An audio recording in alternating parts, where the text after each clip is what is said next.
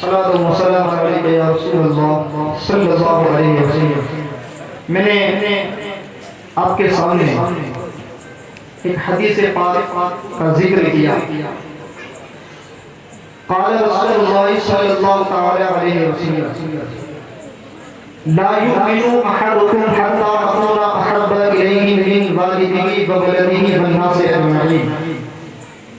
حضرت انس رضی اللہ تعالی عنہ روایت کرتے ہیں، فرماتے ہیں کہ حضور صلی اللہ تعالی علیہ وسلم نے فرمایا کہ تم میں اس وقت تک کوئی مومن نہیں ہو سکتا، تم میں اس وقت تک کوئی مومن نہیں ہو سکتا یہاں تک کہ میں اس کے والدین، اس کی اولاد اور تمام لوگوں سے زیادہ پیارا ہو جاؤں۔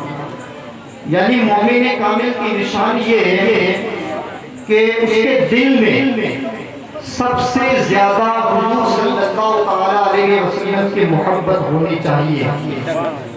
یہ کامل ایمان کی علامت اور کامل ایمان کی نشانی ہے۔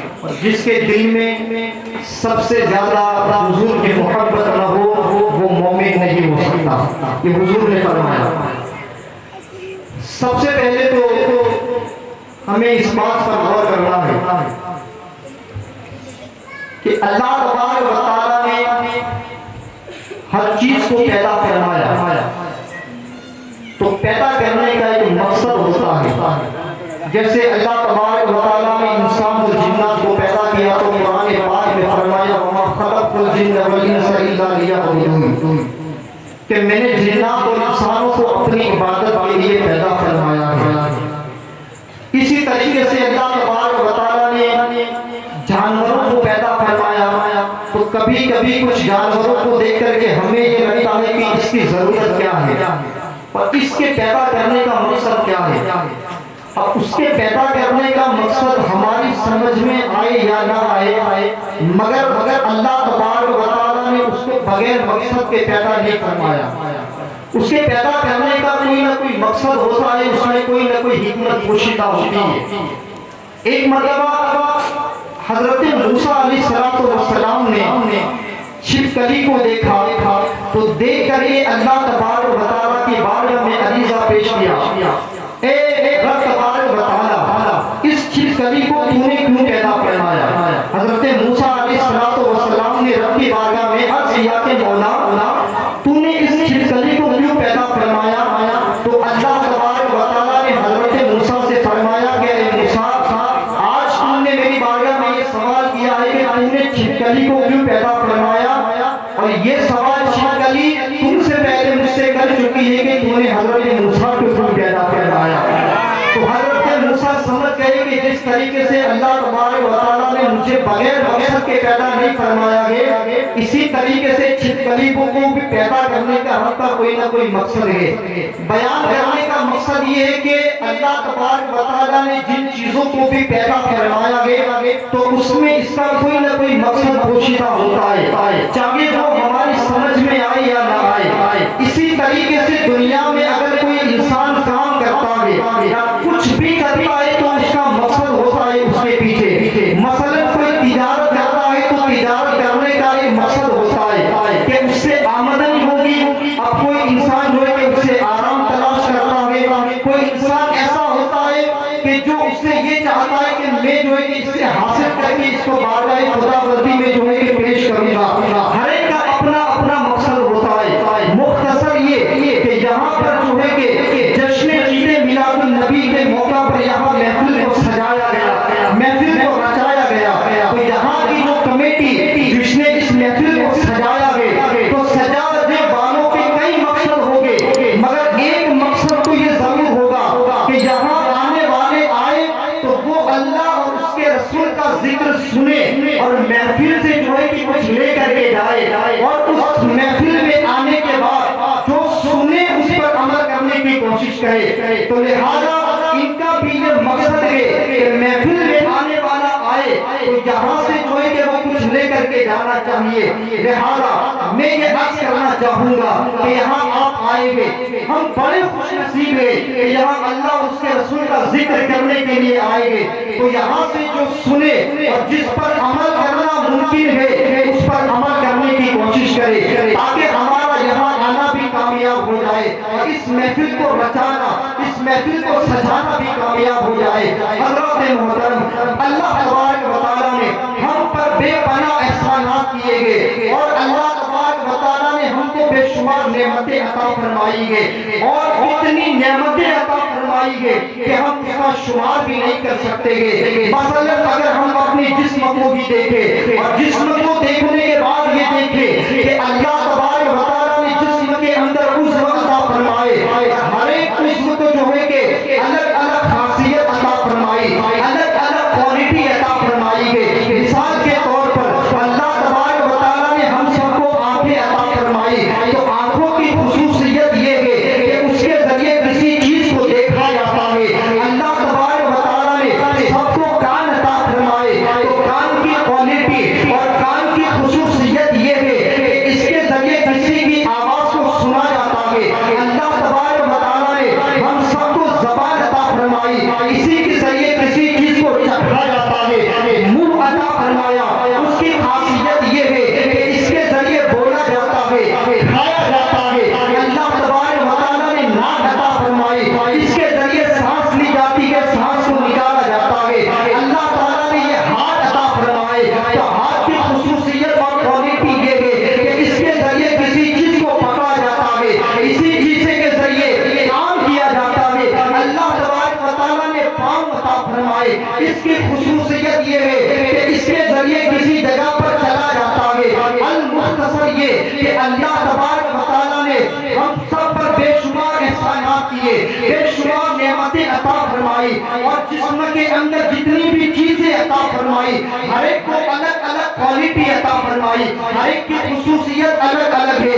اللہ تبارک و تعالیٰ نے اسی جسم کے اندر ایک دل عطا فرمایا ہے اور دل کی خصوصیت یہ ہے, دل کی کوالٹی یہ ہے کہ دل کے اندر کسی نہ کسی کی محبت ہوتی ہے. یہ دل کسی کے لیے آگے بڑھتا ہے, اس دل کے اندر کسی کا درد ہوتا ہے, اس دل کے اندر کسی کا پیار ہوتا ہے. یہ دل کی خصوصیت ہے, دل کی کوالٹی ہے اور دل کے تعلق سے آتا ہے کہ یہ دل جسم کا مین حصہ ہے, اصل حصہ ہے.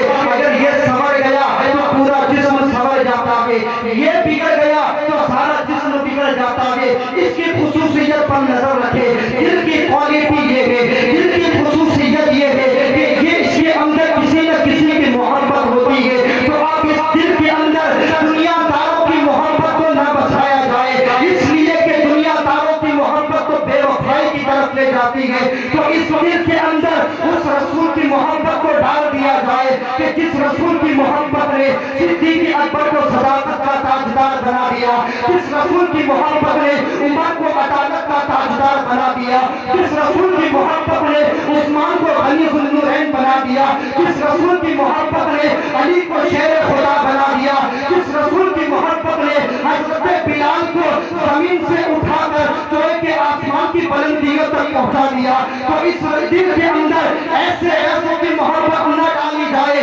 بلکہ اللہ کے رسول کی محبت ڈالی جائے تاکہ یہ دل سنور جائے. جب یہ دل سنور جائے گا تو جسم سنور جائے گا, جب جسم سنور جائے گا اور جب رسول کی محبت دل کے اندر آ جائے گی تو ہماری دنیا بھی کامیاب ہو جائے گی اور آخرت بھی کامیاب. تو اس دل میں شہنشاہ کون و مقام کی محبت کو ڈالا جائے. الحمدللہ ہم سب حضور سے محبت کرنے والے ہیں, اسی لیے تو ان کی محفل میں تشریف لائے. مگر کچھ لوگ اعتراض کرنے والے جو حضور کو نہیں مانتے وہ اعتراض کر سکتے ہیں کہ حضور کی محبت کو ہم اپنے دل کے اندر کیوں ڈالیں. تو میرے عزیزوں میں بتانا چاہوں گا کہ محبت کرنے کی جتنے بھی سبب اور محبت کرنے کے جتنے بھی اسباب اور جتنے بھی ذریعے ہیں, اگر وہ سارے اسباب حضور صلی اللہ علیہ وسلم کی ذات میں دیکھے جائے تو وہ बदर्जे अतम में नजर आते हैं और ये सब बताते हैं कि हमारी मोहब्बतों का मरकज हुजूर सल्लल्लाहु अलैहि वसल्लम है। मिसाल के तौर पर दुनिया में मोहब्बत करने का एक सबक हुस्न जमाल, खूबसूरती हुस्न होता है तो लोग जो है कि उससे मोहब्बत करते हैं। और हुजूर के हुस्न का आलम क्या था, हुजूर के जमाल जहां आरा और हुजूर की खूबसूरती का आलम क्या था। आलम ये था कि हुजूर सल्लल्लाहु अलैहि वसल्लम एक मरतबा मदीना शरीफ से बाहर तशरीफ ले गए। तशरीफ ले जाने के बाद टहलते टहलते मदीना के बाहर गए, वहां एक काफिला रुका हुआ था। हुजूर सल्लल्लाहु अलैहि वसल्लम ने उस काफिले वालों के अंदर एक ऊंट देखा, सुर्ख ऊंट को देखा, लाल कलर का ऊंट देखा और सुर्ख ऊंट की बड़ी कीमत और बड़ी अहमियत होती है। हुजूर सल्लल्लाहु अलैहि वसल्लम को वो ऊंट पसंद आ गया। हुजूर ने उस काफिले वालों से कहा कि ये ऊंट मुझे पसंद आ गया, ये ऊंट तुम मुझको दे दो। अब उन्होंने कहा कि ठीक है आप इनको ले जाओ। हुजूर ने फरमाया कि मैं इसकी कीमत अभी इस वक्त नहीं लाया हूं, थोड़ी देर के बाद इसकी कीमत जो है मैं किसी के जरिए आप तक पहुंचा दूंगा। हुजूर सल्लल्लाहु अलैहि वसल्लम उस ऊंट को लेकर के रवाना हुए। रवाना जब हुए इनकी आपस में कोई मुलाकात नहीं हुई थी, पहली मरतबा मुलाकात हुई थी। वो काफिले वाले हुजूर को जानते भी नहीं थे। अब हुजूर जब ऊंट लेकर के वहां से निकले तो जब तक हुजूर नजर आते रहे वो लोग हुजूर का चेहरा देखते रहे और देखने के बाद जब हुजूर उनसे गायब हो गए, मतलब ये कि जब मदीना शरीफ में दाखिल हो गए तो काफिले वालों ने आपस में एक दूसरे से कहा कि यार हमारे दरमियान में एक ऐसा शख्स आया जिसको हम न पहचानते थे न जानते थे और वो हमसे ऊंट लेकर के चला गया। हमने न उससे कीमत तलब की न कोई चीज गिरवी रखी। अरे क्या एहतिमाल और क्या भरोसा कि वो हमारी कीमत अदा करेगा कि नहीं अदा करेगा। अब लोग कहने लगे कि यार उसके हुस्न का ये आनंद था कि वो आए तो मैं तो उनकी आंखें ही देखता रह गया, मैं तो उनके खूबसूरत चेहरे को ही देखता रह गया, किसी ने कहा मैं उनकी जुल्फों को देखता रह गया। अब आपस में गुफ्तगू शुरू हुई, चर्चा शुरू हुई कि इतना कीमती ऊंट लेकर के गए, न हमने उनको कोई जानता है न कोई पहचानता है, क्या मालूम वो हमारी कीमत अदा करेंगे कि नहीं करेंगे। बस ये बातें चल रही थी कि पीछे पर्दे के पीछे एक औरत बैठी हुई थी। उसने पर्दा हटाया और हटाने के बाद काफिला वालों से कहा कि ये जो शख्स ऊंट लेकर के गया है इसकी कीमत की जमानत मैं लेती हूँ, अगर वो ना आए तो कीमत मुझसे ले लेना। लेकिन मुझको पूरा एतमाद और भरोसा यकीन है कि इसका चेहरा बता रहा था कि ये कोई गद्दार नहीं हो सकता है और ये वादा खिलाफी नहीं कर सकता है। इसका चेहरा बता रहा था कि वो आएगा और आने के बाद किसी के जरिए वो कीमत जरूर अदा फरमाएगा। हज़रत मोहतरम कुछ वक्त के बाद, कुछ देर के बाद हुजूर के गुलाम आते गए और आने के बाद जो है कि काफिला वालों को खजूरें अता की और कहा हुजूर ने आपके लिए भेजी है। उन्होंने खजूरों को खाया, खाने के बाद फिर कहा कि जब हुजूर ने कीमत अदा फरमाई है, जब उन्होंने हुजूर का ये वादा वफा देखा तो कहा कि हम उनको नहीं जानते थे, उनको नहीं पहचानते थे, मगर उन्होंने हमारी कीमत अदा की है। लोगों ने कहा हम तो हुजूर की बारगाह में ले चलो, सब हुजूर की बारगाह में आए, कदमों में गिर गए और गिरने के बाद इस्लाम के अंदर दाखिल हो जाते हैं। मुख्तसर ये कि हुजूर का हुस्न का ये आलम था कि अगर गैर देखे तो देखते रह जाए, ये हुजूर के हुस्न का आलम था। और ये तो हुजूर के हुस्न का आलम है। बरेली का ताजदार तो हुजूर की औलाद के ताल्लुक से ये फरमाता है कि तेरी नस्ल पाक में है बच्चा बच्चा नूर का, तू है ऐने नूर तेरा, सब घराना नूर का। और हुजूर के नूर का आलम क्या था, हुजूर के हुस्न का आलम क्या था। और सुनो सुनो, हज़रत आयशा सिद्दीक़ा रज़ियल्लाहु ताला अन्हा फरमाती है कि एक रात में, एक वक्त में जो है कि मैं अपने कमरे के अंदर जो है कि गिर गई थी, हुजूर के चेहरे की रोशनी में वो सोई मुझको मिल गई। ये हुस्न मुस्तफा का ये आलम था, हुजूर के हुस्न का ये आलम था। और देखे देखे हज़रत शाह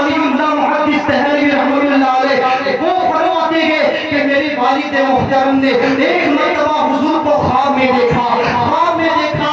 یاد رکھیے حضور اگر کسی کے خواب میں آئے تو وہ جھوٹا نہیں ہو سکتا ہے۔ حضور اگر کسی کے خواب میں آ کر کے کچھ عطا کر دے تو وہ ضرور ملتا ہے۔ حضرت امام بوصیری کو چادر عطا کرتے گئے، جب صبح اٹھتے گئے تو چادر موجود ہوتی ہے، بات آنگن پر حاضر ہوتا ہے، عرض کرتا ہے یا رسول اللہ صلی اللہ تعالی علیہ وسلم میں تمہارا مہمان بن کر کے تشریف لایا ہوں، مجھے بھوک لگی ہے، مجھے کھانا دیا جائے۔ یہ عرض کرتے کرتے کرتے کرتے اس کی آنکھ لگ جاتی ہے، اس کے دل میں انگڑائی ہوئی، دل بیدار ہو گیا۔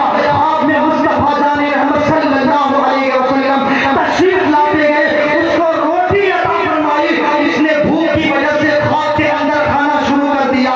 آدھی روٹی کھائی تھی، اس کی آنکھ جو ہے کہ وہ اٹھ گیا، اٹھنے کے بعد کیا دیکھتا ہے کہ آدھی روٹی کھا گیا تھا اور باقی آدھی روٹی اس کے ہاتھ میں موجود تھی۔ پتا کیا چلا، معلوم کیا ہوا کہ حضور صلی اللہ علیہ وسلم خواب میں آتے ہیں اور جو عطا کرتے ہیں وہ مل بھی جاتا ہے، اور حضور فرماتے ہیں کہ جس نے مجھ کو خواب میں دیکھا ان قریب وہ مجھے میری زیارت جو ہے جاگتے ہوئے بھی کرے گا۔ مختصر یہ کہ حضور جو ہے کہ اس کے خواب میں آتے گئے تو وہ حضور ہی آتے گئے، شیطان شکل اختیار نہیں کر سکتا ہے۔ میں عرض یہ کر رہا تھا، حضرت شاہ ولی اللہ محدث دہلوی رحمت اللہ علیہ یہ والد محترم نے حضور کو خواب میں دیکھا۔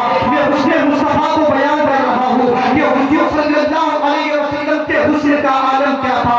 میں آپ کو محبت کی طرف لے جا رہا ہوں۔ وہ فرماتے ہیں میں نے حضور صلی اللہ علیہ وسلم کو خواب میں دیکھا تو میں نے حضور کی بارگاہ میں عرض کیا یا رسول اللہ صلی اللہ علیہ وسلم کیا وجہ ہے کہ اللہ تبارک و تعالیٰ نے آپ کا جو حسن عطا فرمایا ہے وہ جو ہے کہ نمکین حسن عطا فرمایا ہے۔ حضرت یوسف علیہ السلام کو میٹھا حسن عطا فرمایا تھا اور نمکین حسن کا یہ عالم ہے، جب وہ زیادہ کشش والا ہوتا ہے تو ادھر حضرت یوسف کا حسن دیکھ کر تو مصر کی عورتوں نے اپنی انگلیاں کاٹ دی، مگر آپ کی زندگی کے اندر یہ واقعہ پیش نہیں آیا۔ تو حضور فرماتے ہیں کہ سنو سنو، ماجرا یہ ہے کہ اللہ تبارک و تعالیٰ نے غیرت محبت کی وجہ سے میرے چہرے پر، محبت کی وجہ سے میرے چہرے پر پردہ ڈال دیا ہے۔ اور صوفیاء کرام فرماتے ہیں کہ حضور صلی اللہ علیہ وسلم کے مبارک چہرے پر 70,000 بشریت کے پردے تھے۔ میں کہنا چاہتا ہوں کہ جس کے چہرے پر بشریت کے 70,000 پردے ہو، اس کے حسن کا یہ عالم ہو کہ جس کو بریلی کا تاجدار بیان کرتا ہے، یوں بیان کرتا ہے کہ مصر میں کبھی انگوش کے ذرا سر کٹاتے ہیں تیرے نام پر مرتا ہے، سر کٹاتے ہیں تیرے نام پر مرتا ہے۔ یہ حضور کے حسن کا عالم تھا۔ کئی روایتیں ہیں۔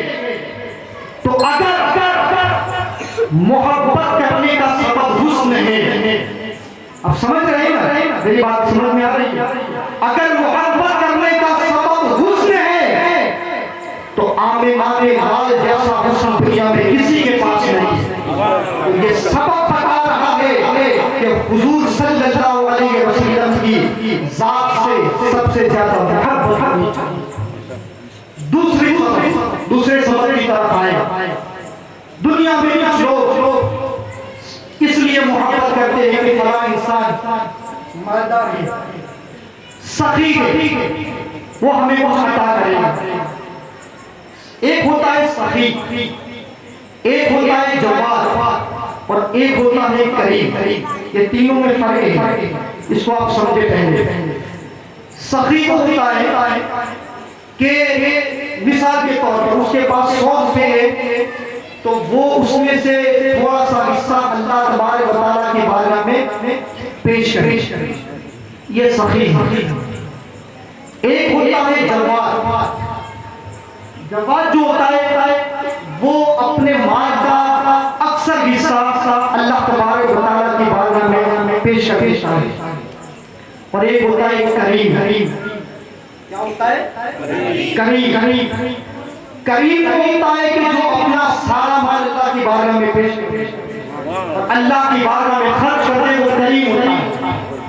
اور اللہ کے رسول صلی اللہ علیہ وسلم کے تعلق سے قرآن میں فرمایا ہے انہ لقول رسول کریم، کہ یہ اس رسول کا قول ہے جو کریم ہے۔ تو کریم ہوتا ہے جو اپنا سب کچھ رب کی بارگاہ میں خرچ کر دیتا ہے۔ تو اللہ تبارک و تعالیٰ نے حضور کو کریم بنایا۔ تو اگر سخاوت کی بنیاد پر کسی سے محبت کی جائے تو حضور کی ذات اس میں بس عطر نظر آتی ہے کہ حضور سے محبت کی جائے۔ کیسی سخاوت کی، میں آپ کو واقعات کی طرف بھی لے جاؤں گا اور یہ سمجھے کہ حدیث پاک بھی ہے کہ فتح مکہ جب ہوا تو فتح مکہ کے بعد کیونکہ کافر جو کہ پھر وہ مسلمانوں کے درمیان قیدی بن کر کے آئے تھے، وہ لوگ سمجھ گئے تھے کہ ہمارا معاملہ جو ہے بگڑنے والا ہے، تو اس نے بنو امیہ کا شخص جس کا نام صفوان تھا، بعد میں وہ ایمان آئے تھے، حضرت صفوان نے کہا تو وہ جو ہے کہ جدہ کی طرف سے ہوتے ہوئے سمندر کے کنارے پر پہنچ گئے اس ارادے کے ساتھ میں یہاں سے مصر چلا جاؤں گا۔ اگر محبت کا سبب سخاوت ہے تو سب سے زیادہ پھر محبت حضور سے ہونی چاہیے کہ حضور کی سخاوت کا عالم کیا ہے۔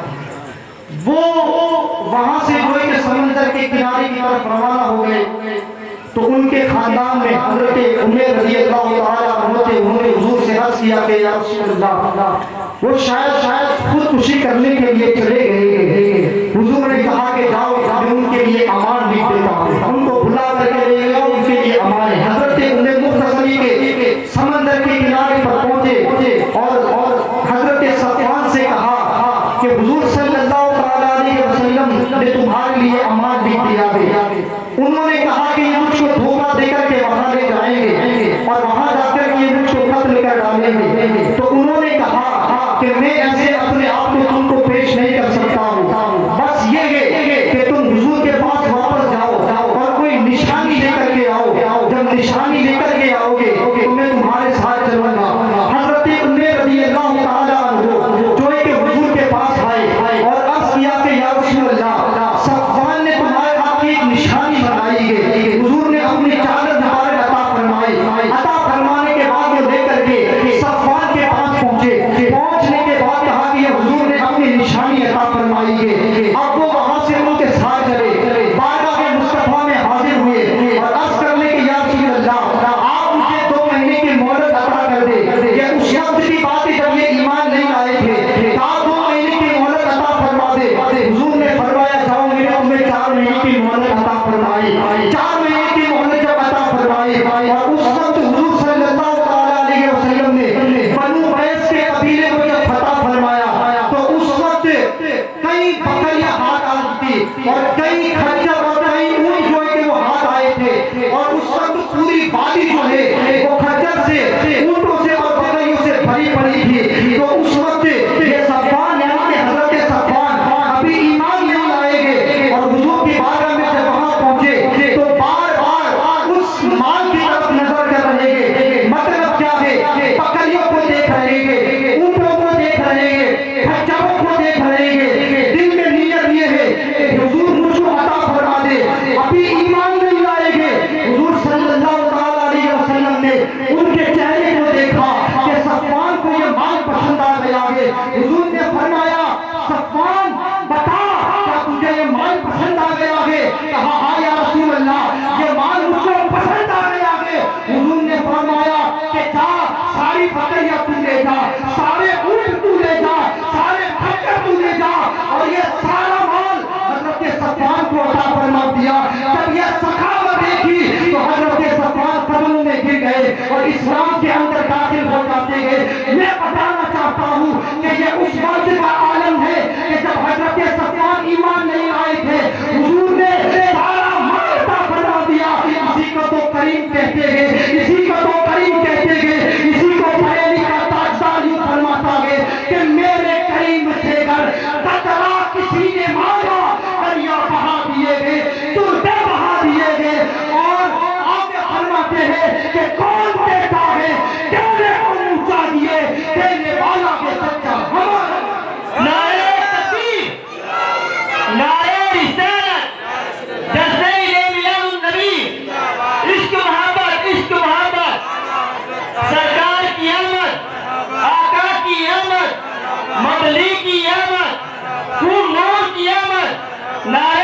تکبیر، یہ سخاوت کا عالم تھا۔ اور سخاوت کی بات آ گئی تو مجھے بڑی پیاری چیز یاد آ گئی۔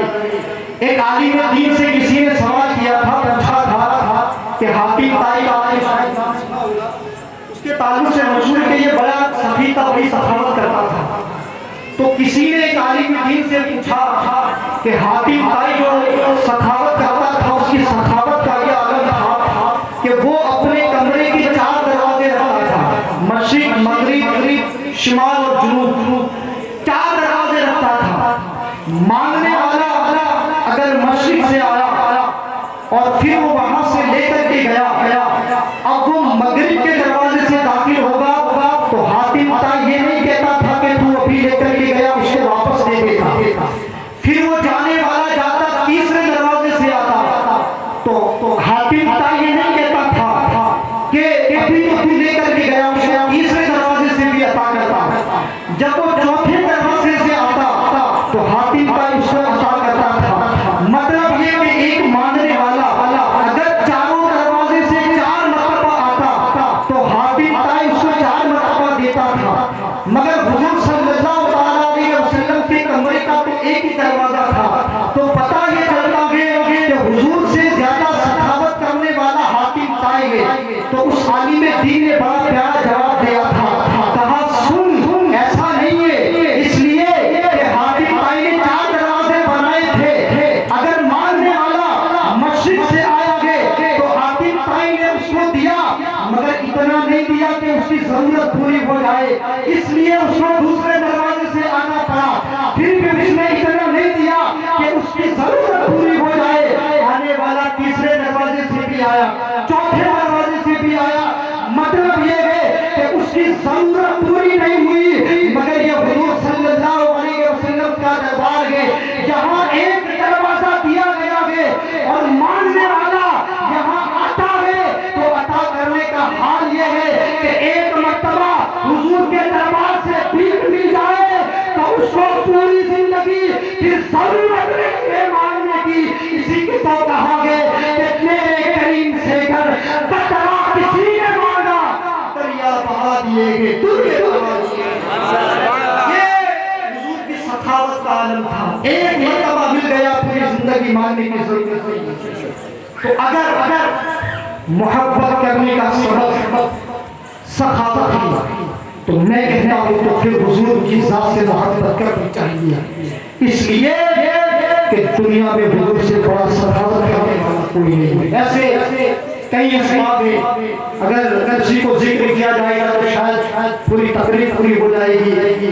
کسی کو ضرورت کی بنیاد پر کسی سے محبت کی جاتی ہے، کسی کے احسانات ہوتے ہیں تو اس سے محبت کی جاتی ہے۔ تو جو لوگ یہ کہیں کہ ہم حضور سے کیوں محبت کریں، تو محبت کے جتنے بھی اسباب ہیں آپ اٹھا کر کے دیکھیں وہ حضور کے ساتھ میں آپ کو موجود آئے۔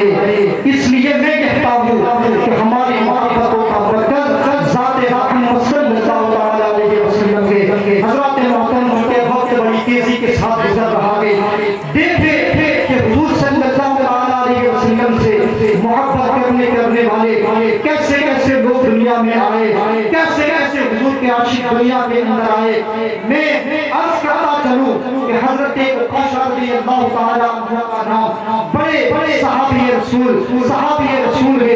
حضور صلی اللہ تعالیٰ علیہ وسلم کی وفات کا جب وقت قریب آیا تو آپ نے لوگوں کو جمع کیا، صحابہ کرام کو جمع کیا۔ جمع کرنے کے بعد حضور صلی اللہ تعالیٰ علیہ وسلم نے جمع کرنے کے بعد خطبہ ارشاد فرمایا، خطبے میں فرمایا کہ لوگوں سنو اب میری وفات کا وقت قریب آ گیا ہے، اگر دنیا میں مجھ سے کسی پر زیادتی ہو گئی ہو تو وہ مجھ سے بدلہ لے سکتا ہے۔ حضرت بیٹھے ہوئے جو یہ ہمارا عقیدہ آیا پوچھ لیجئے گا کہ جتنے بھی انبیاء دنیا میں آئے وہ سب معصوم ہیں، ان سے کبھی گناہ نہیں ہوتا ہے، کبھی گناہ ہو نہیں سکتا ہے۔ تو یہاں حضور صلی اللہ علیہ وسلم کا یہ فرمان کہ اگر مجھ سے زیادتی ہو گئی ہو مجھ سے بدلہ لے گا۔ میرے عزیز جو حضور کا فرمان ہم سب کو درس دے رہا ہے حقوق العباد کے تعلق سے۔ آج ہمارے معاشرے کے اندر حقوق العباد کی جو اہمیت ہے وہ ختم ہوتی چلی جا رہی ہے. ہم بات بات پر رشتہ داروں سے قطع تعلق کر دیتے ہیں اور پڑوسی سے پریشانی شامل رہا ہے. حد تو یہ ہے کہ اب تو لوگ ماں باپ کو بھی برا بھلا کہتے ہیں, ان کے سامنے زبان درازیہ کرتے ہیں. یہ حقوق العباد کی اہمیت ہم سے ختم ہوتی جا رہی ہے. میرے عزیزو, حضور نے اپنی زندگی کے آخری خطبے کے اندر ہم کو حقوق العباد بندوں پر جو حقوق ہوتے گئے اس کی اہمیت کو سمجھایا ہے. اور دیکھے ایک مرتبہ حضور صلی اللہ علیہ وسلم نے صحابہ کرام کی مقدس جماعت سے سوال کیا کہ اے میرے پیاروں بتاؤ مفلس کون ہے؟ مفلس کون ہے؟ تو صحابہ کرام رضی اللہ تعالی عنہم نے حضور کی بارگاہ میں عرض کرنا شروع کیا. کسی نے کہا یا رسول اللہ صلی اللہ علیہ وسلم ہم میں مفلس وہ ہے کہ جس کے پاس پہننے کے کپڑے نہیں ہے. کسی نے کہا مفلس وہ ہے کہ جس کے پاس گھر نہیں ہے. کسی نے کہا مفلس وہ ہے جس کے پاس مال نہیں ہے. غرض کے اپنے اپنے انداز سے بتاتے گئے. حضور صلی اللہ علیہ وسلم نے کہا میرے پیارو مفلس وہ نہیں ہے کہ جس کے پاس پہننے کے کپڑے نہیں ہے. مفلس وہ نہیں ہے کہ جس کے پاس رہنے کے لیے گھر نہیں ہے. مفلس وہ نہیں ہے کہ جس کے پاس مال و دولت نہیں ہے. بلکہ سنو مفلس ہو گئے کہ جو قیامت کے دن اس حال کے اندر آئے گا کہ اس نے نمازیں بھی پڑھی ہوگی, اس نے روزے بھی رکھے ہوں گے, اس نے اللہ کی عبادت بھی کی ہوگی, مگر اس حال میں آئے گا کہ اس نے اپنی زبان سے کسی کو گالی دی ہوگی. اس حال میں آئے گا کہ اس نے کسی پر ظلم کیا ہوگا. اس حال میں آئے گا کہ کسی کا مال ناحق کھایا ہوگا.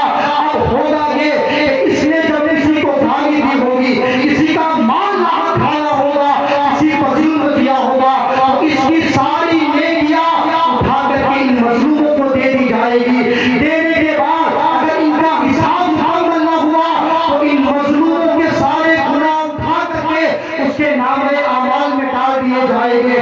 اب ہوگا یہ کہ یہ تو نیکیاں لے کر کے آیا تھا, مگر ساتھ میں ظلم بھی تو کیا تھا, ساتھ میں کسی کو گالی بھی تو دی تھی, کسی کا مال نہ کھایا تھا. نیکیاں چلی جائے گی, نامے اعمال میں گناہ بھی ڈالے جائیں گے. حکم ہوگا اس کو جہنم کی طرف ڈال دیا جائے. حضرات محترم, میں آپ سے بتانا چاہتا ہوں, ذرا ہوش کرے کہ وہ میدان محشر جہاں نفسی کا عالم ہوگا, کوئی کسی کا پرسان حال نہ ہوگا.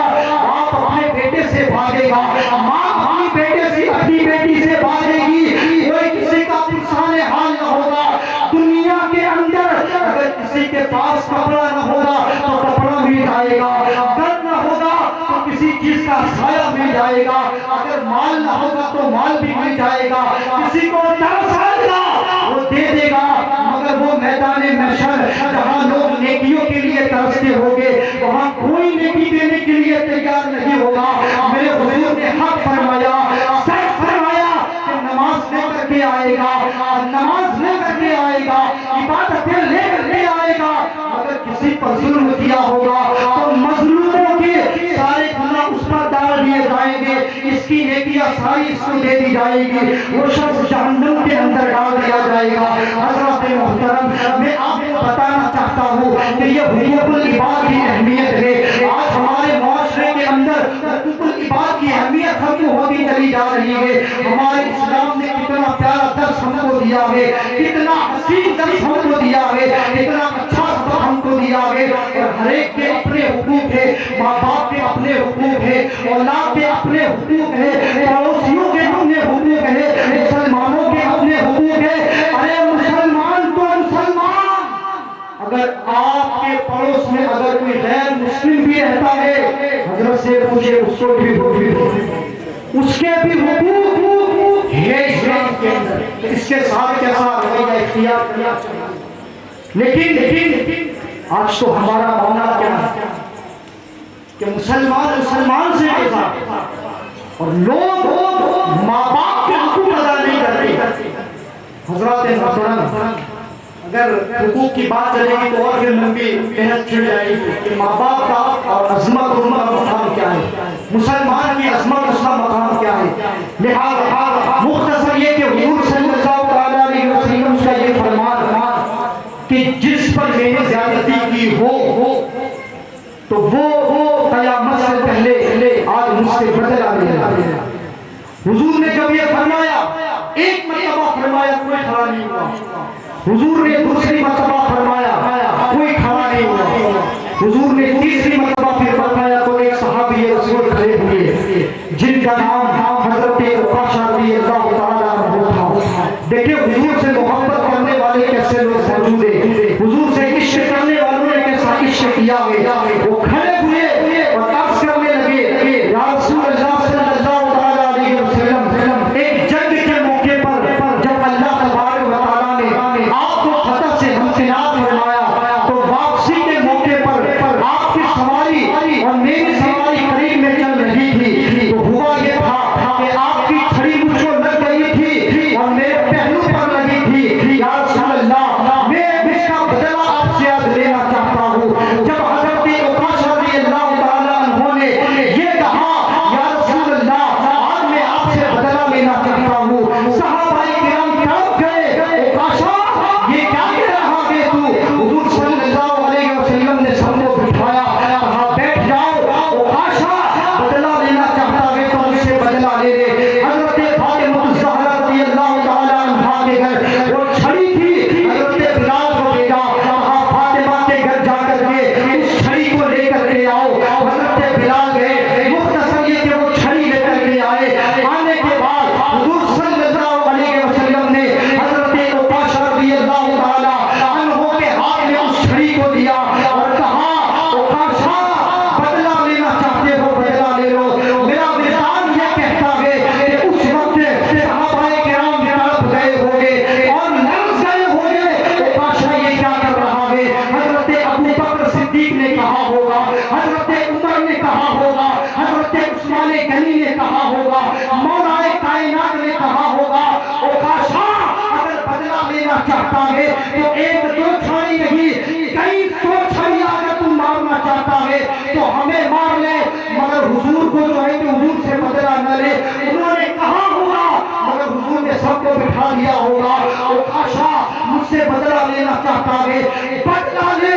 حضرت عکاشہ کے ہاتھ میں چھڑی کو دیا گیا، حضرت عکاشہ نے حضور کی بارگاہ میں عرض کیا یا رسول اللہ صلی اللہ علیہ وسلم بات یہ ہے کہ جب آپ کی چھڑی میرے پہلو پر لگی تھی تو میرے پہلو کا جو کپڑا تھا وہ ہٹا ہوا تھا، آپ اپنے پہلو سے کپڑے کو ہٹائیے، آپ کپڑا ہٹائیں گے اور میں آپ کے پہلو پر چھڑی مار کر کے میں آپ کا بدلہ لوں گا۔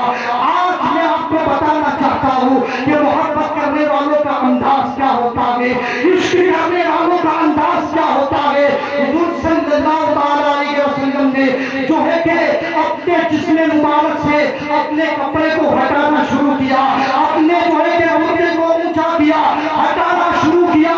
حضور صلی اللہ علیہ وسلم کا مبارک پیٹ نظر آنے لگا، مبارک شکم نظر آنے لگا۔ حضرات محترم، عشق کرنے والوں کا انداز دیکھو، محبت کرنے والوں کا انداز دیکھو، جب جو ہے کہ پیٹ مبارک سے شکم مبارک سے جب حضور کا وہ کپڑا ہٹا، آپ اندازہ لگائیے، آپ تصور کیجئے کہ حضور کے شکم مبارک کا عالم کیا رہا ہوگا، ان کے حسن کا عالم کیا رہا ہوگا۔ جب حضرت حضور صلی اللہ علیہ وسلم کے مبارک شکم سے جو ہے کہ کپڑا ہٹا، ہٹنے کے بعد حضور کا مبارک شکم جب چمکنے لگا، حسن نظر آنے لگا، تو عشق کا انداز دیکھو۔ حضرت عکاشہ رضی اللہ تعالیٰ عنہ نے اپنی چھڑی کو ایک طرف پھینک دیا، حضور کے مبارک شکم سے لپٹ گئے، لپٹ جانے کے بعد حضور کے مبارک شکم کو بوسا دیا اور عرض کرنے لگے یا رسول اللہ صلی اللہ علیہ وسلم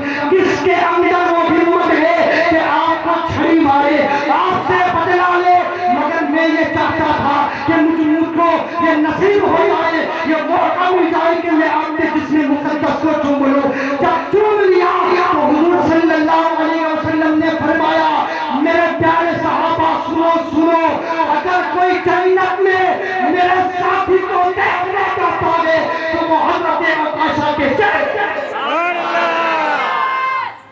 وہ عائشہ کے چہرے کو دیکھے جو جنت میں میرے ساتھی کو دیکھتا ہے۔ یہ حضور سے عشق کرنے والوں کا انداز تھا۔ جب یہ بشارت ہوئی، جنت کی بشارت تو مل ہی گئی، اور الحمدللہ سارے صحابہ جنتی ہے۔ وَكُلًّا وَعَدَ اللَّهُ الْحُسْنَىٰ، اللہ نے صحابہ سے بھلائی کا ارادہ فرمایا ہے، وعدہ فرمایا ہے، سارے صحابہ جنتی ہے۔ مگر یہاں جنت تو مل گئی، مگر جنت میں پڑوس کس کا ملا؟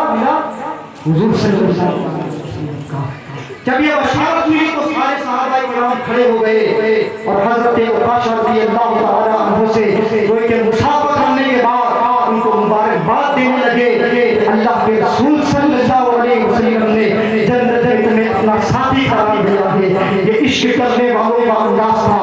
حضور صلی اللہ علیہ وسلم سے کیسی کیسی محبت کی گئی، اور کیسے کیسے عاشق دنیا میں آپ کے موجود ہیں، اور لوگ تو لوگ، لیکن حضور سے جانور بھی ایسے محبت کرتے تھے۔ آخری بات کر کے میں گفتگو کو اپنے سمیٹنے کی کوشش کر رہا ہوں۔ حضور سے درخت بھی ایسی محبت کرتے تھے۔ مسجد نبوی کی چھت لکڑیوں کی بنی ہوئی تھی، تو اس وقت ایک لکڑی تھی، سوکھا تنا تھا لکڑی کا۔ حضور صلی اللہ علیہ وسلم اس پر ٹیپ لگا کر خطبہ دیا کرتے تھے، اور جب مسجد نبوی کی پھر وہ تعمیر ہونے لگی تو حضور صلی اللہ علیہ وسلم نے اس لکڑی کے سوکھے تنے کو وہاں سے ہٹانے کی کوشش کی، جس کے قرب میں رہ کر کے حضور اس کے قریب رہ کر کے حضور خطبہ دیا کرتے تھے۔ جب اس کو ہٹانا چاہا تو وہ لکڑی کا جو تنا تھا وہ رونے لگا، اتنا زاروں کا کام ہویا۔ لکڑی کی بات کر رہا ہوں، لکڑی تھی کہ حضور سے کیسی محبت کرتی تھی، وہ رونے لگا، سوکھا تنا۔ تو صحابہ کرام بھی زاروں کا رونے لگے، تو حضور نے اس سوکھے تنے کو اپنے پاس بلایا اور کہا کہ بتا اگر تو چاہتا ہے تو جہاں تم تھا اس جگہ میں تجھ کو لگا دوں، پھر تیرا درخت بن جائے گا، اور تجھ میں پھل بھی آئیں گے، پھول بھی آئیں گے۔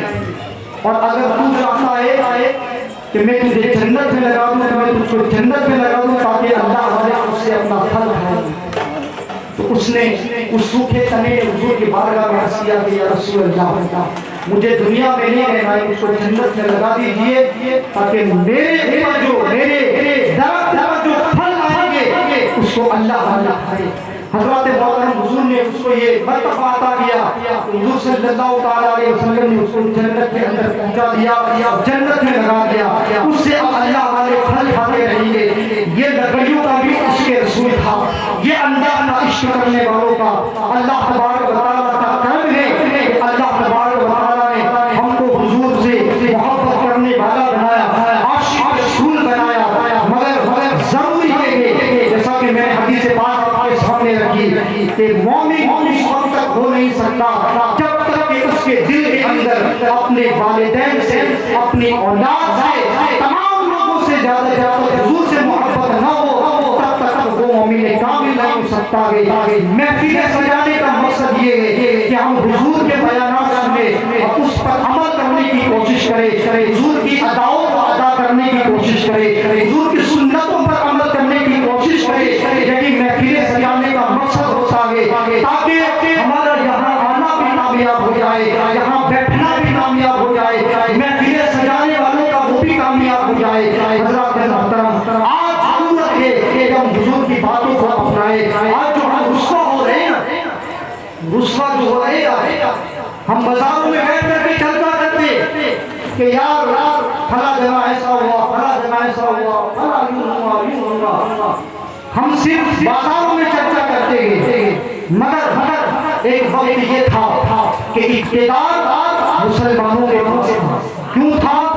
اس لیے کہ وہ حضور کے طریقے پر چلتے تھے۔ اس لیے تو کسی نے کیا کہا کہ طریقے مصطفیٰ کو چھوڑنا ہے برباد थी, इसी से कौम دنیا میں ہوئی بے اقتدار اور ہمیں کرنی ہے شہنشاہ فتح کی رضا جوئی، وہ جو اپنے ہو گئے تو رحمت پروردگار تھی۔ میرے عزیزو، اگر کامیابی چاہتے ہو تو حضور کی سنتوں پر عمل کرے، حضور کے طریقے کو اختیار کرے، اور یہی حضور کی محبت ہمیں دعوت دیتی ہے۔ حضور کا جو سچا عاشق ہوتا ہے، حضور سے جو سچی محبت کرنے والا ہوتا ہے، یقیناً وہ حضور کا عاشق ہے، حضور سے محبت کرنے والا ہے، تو حضور کی باتوں کو بھی اپنائے گا، حضور کی سنتوں کو بھی اپنائے گا۔ اور آج کا جو معاشرہ ہم اکثر جگہ دیکھتے ہیں، اکثر بیشتر جگہ ہم دیکھتے ہیں کہ ہماری جو قوم جس نے آج نماز پیچھے چھوڑ دیا، نماز کو پیچھے چھوڑ دیا، اور معاذ اللہ اب تو کچھ لوگ ایسے بھی ہو گئے کہ نماز کی دعوت دیتے تو نہیں کہتے کہ نماز تو یزید بھی پڑھتا تھا، معاذ اللہ نماز سے کیا ہو گیا، نماز تو یزید بھی پڑھتا تھا۔ اب نماز کو شریعت میں ہلکا جاننا کفر ہے۔ ابے بھائی تجھے یزید کی نماز نظر آئی تو تجھے امام حسین کا سجدہ نظر نہیں آیا، امام حسین کا وہ آخر سجدہ تجھے نظر نہیں آیا، تو ہمیں یزید والی نماز نہیں پڑھنی ہے، ہمیں امام حسین والی نماز پڑھنی ہے۔ آج ہمارا معاشرہ افضل عبادت، سب سے افضل عبادت جس کو نماز کہا گیا ہے، اس کی ضرورت ہے کہ ہم مسجدوں کو آباد کریں، خواتین و حضرات اپنے گھروں کے اندر نماز کا اہتمام کریں۔ ایک مثال دے کر کے حدیث پاک کی روشنی میں، جیسے اپنی جامع مسجد ہے، اگر کوئی شخص اس کو شہید کرنا چاہے یا اگر اس کو توڑنا چاہے تو آپ اس کا کیا حشر کریں گے؟ بتاؤ۔ ہر عاشق، ہر محبت کرنے والا جو اس کو شہید کرنا چاہے گا، جو اس کو توڑنا چاہے گا ظلمت، تو وہ اس کے حالت یہ کرے گا کہ شاید اسی کو توڑ کے رکھ دے گا۔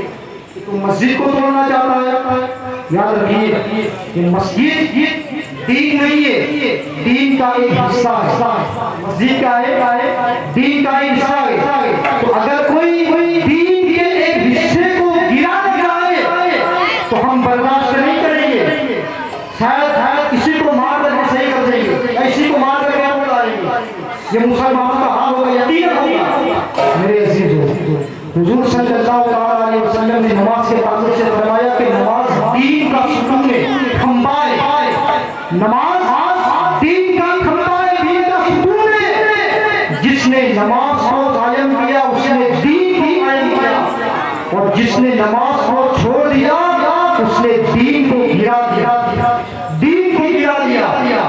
یہ حضور نے فرمایا، میرے کہنا حضور کا فرمایا۔ اب بتاؤ ہمارے کتنے ایسے مسلمان ہیں کہ جو دن میں 5 مرتبہ دین کو گرا رہے ہیں، کہ نماز ایک مسجد کو دین کا ایک حصہ ہے۔ حضور نے فرمایا نماز دین کا ستون کھمبا ہے۔ اب ہمارے مسلمان دن میں نمازوں کو چھوڑ کر کے دین کو گرا رہے ہیں، اب بتاؤ ان کا کیا حشر کرنا چاہیے۔ لہذا عرض کرنے کا مقصد یہ ہے کہ نماز بڑی افضل عبادت ہے، اہمیت ہے اس کی، لہذا محفلوں کو سجانے کا مقصد یہ ہے آئے حضور کے ذکر کو سنیں، حضور کی باتوں کو سنیں، تو حضور نے اپنی زندگی کو کیسے گزارا اور اسی پر عمل کرنے کی کوشش کرے تاکہ ہمارا یہاں سب آنا کامیاب ہو جائے۔ محفل جو سجا رہے ہیں ان کا مقصد بھی یہی ہوتا ہے کہ آنے والے آئے اللہ اس کے رسول کا ذکر کرے، اس کے محفل کی باتیں سنے اور اس پر عمل کرنے کی کوشش کرے تاکہ یہ محفل سجانا بھی کامیاب ہو جائے۔ محبت کی نشانی یہ بھی ہے کہ ماشاءاللہ اس کے 12 ربیع الاول کا دن ہے، آنے والا ہے، جلوس بھی نکلتا ہے، اس میں بھی ہمیں احتیاط کرنی ہے، ہم بڑے ادب و احترام کے ساتھ چلے، کیونکہ جلوس محمدی میں شریک ہونا ہے۔ 12 ربیع الاول کو منانا ہے اپنی طبیعت سے نہیں، حضور کی شریعت کے مطابق اس کو ہمیں منانا ہے۔ لہذا ساری چیزوں کا خیال کیا جائے، ہم کرتے ہیں کر کے ہم چلے جاتے ہیں، مگر پھر لوگ جو ہے کہ مفتی صاحب جیسوں کے پاس جا کر کے اعتراض کرتے ہیں کہ یا اپنی قوم سامنے جواب معلومہ کو دینا پڑتا ہے۔ لہذا یہ 12 ربیع الاول کو ہم اپنی طبیعت سے نہ بنائے، شریعت کے مطابق بنائے تاکہ ہم سب کو حضور صلی اللہ علیہ وسلم کا فیضان بھی ملے، فیضان محمدی بدل محترم۔ بس کہنے کا مقصد یہ ہے کہ سچا مومن بننے کی کوشش کرے، سچا عاشق بننے کی کوشش کرے، ایسے